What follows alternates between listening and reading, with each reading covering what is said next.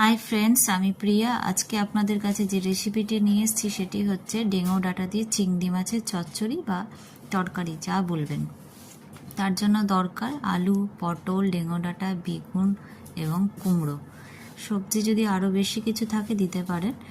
আর মশলার মধ্যে লাগবে আদা, কাঁচা লঙ্কা আর কালো সর্ষে। এগুলো আদা, কাঁচা লঙ্কা, কালো সর্ষেকে ভালো করে মিক্সার মেশিনে পেস্ট করে নেবেন। এরপরে কড়াইটা গরম হয়ে গেলে সর্ষের তেল দেবেন। সর্ষের তেল দিলে খুব টেস্ট হয় খাবারের। সর্ষের তেলটা যতক্ষণ না গরম হচ্ছে ততক্ষণ চিংড়ি মাছটা দেবেন না। আমি চিংড়ি মাছটা দেখাতে ভুলে গেছি, আপনারা ক্ষমা চাইছি। আপনারা চিংড়ি মাছ দিয়েও খেতে পারেন, এছাড়া নিরামিষও এই রান্না করতে পারেন। চিংড়ি মাছগুলো ভালো করে ভেজে নিয়ে তুলে নিয়ে ওই তেলের মধ্যে যা সবজিগুলো আছে সেগুলো এক এক করে দিয়ে দেবেন।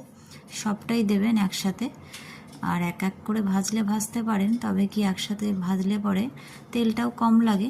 আর একটু লো আঁচ করে ভাজবেন, তাহলে দেখবেন যে ভালো ভাজাও হয়েছে এবং লালচে লালচে কালারটাও চলে আসে। একটা একটা করে সব দেওয়ার পরে ভেজে নেওয়ার পরে সেগুলো ভালো করে ফ্রাই করবেন, না হলে কিন্তু আবার কাঁচা কাঁচা অবস্থায় থেকে যায়, তো ওই জন্য আপনাকে। এরপর পুরো ফ্রাই হয়ে গেলে লালচে লালচে ভাব চলে এসে দেখুন। এরপরে একে একে করে যা দিতে হবে সেগুলো হচ্ছে পরিমাণ মতন নুন দিয়ে দেবেন, হলুদ দিয়ে দেবেন, যতটা সবজি আছে সেই অনুযায়ী দেবেন। আমার যেহেতু অল্প সবজি, আমি সেই পরিমাণে দিয়েছি।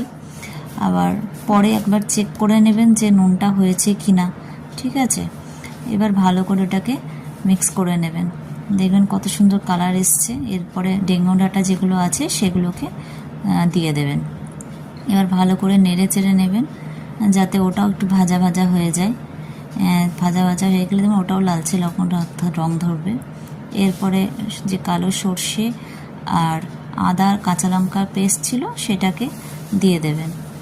ভালো করে ওটাকে কষে নেবেন, নাহলে একটা গন্ধ বেরোয়, যেহেতু আদা দেওয়া হয়েছে। ভালো করে কষে নিয়ে তারপরে একটু জিরের গুঁড়ো দেবেন। আপনারা গোটা জিরেও পেস্ট করে দিতে পারেন, আমি গুঁড়ো জিরে দিয়েছি, কোনো অসুবিধা নাই। ভালো করে কষে নেওয়ার পরে এবার জল দিয়ে দেবেন। এবার স্টিম আঁচ করে বসিয়ে দেবেন। ভালো করে সেদ্ধ হয়ে গেলে চিংড়ি মাছগুলো দিয়ে দেবেন।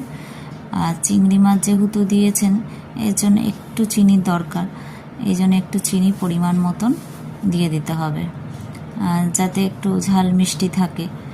টেস্টটাও খুব ভালো আসে চিনি দিলে, বিশেষ করে চিংড়ি মাছের তরকারি। এরপরে ঝোলটাকে ভালো করে শুকনো করে নেবেন। তাহলে দেখবেন যে দেখুন এইরকম লুক এসছে, খুব সুন্দর হয়েছে, দেখতেও